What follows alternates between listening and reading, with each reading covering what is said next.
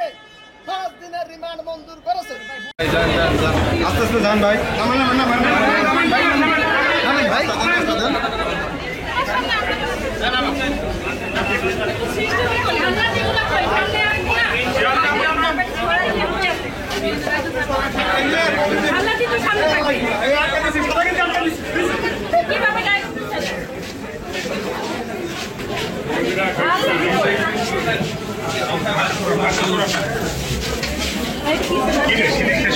না না শেষ। বামে দেন বামে দেন বামে বামে দেন বামে দেন বামে দেন বামে বামে দেন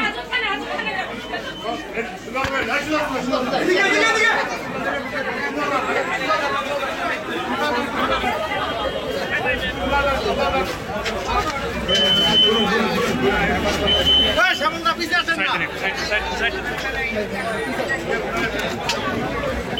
এই ডালপাটি কই খাপে দাঁড়াবে জান ভাই জান জান জান আমরা জান ভাই জান আমরা করতে দাও একজন একটা হাত এবার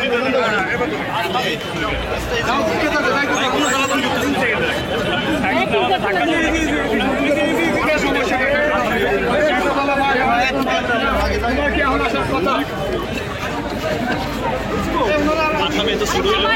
তো সামনে তো নাম নেই, সামনে যাও না রে ভাই, সামনে দেখো এ বামে দাও বামে দাও বামে দাও বামে দাও এ বামে বামে গাড়ির বামে একটু সামনে 2 মিনিট একটু সামনে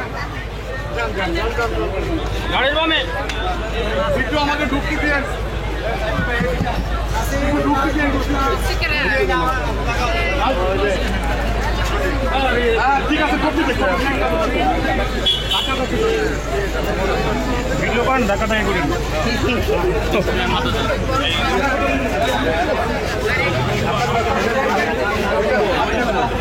আচ্ছা আচ্ছা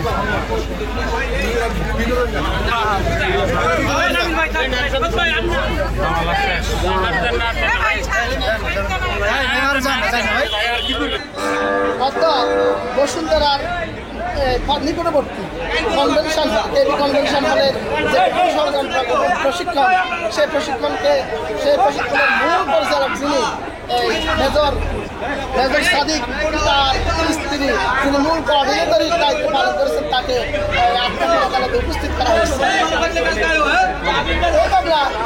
এই মামলাটা মূলত ধর্মমুক্তিকারী হাসিনা পালায়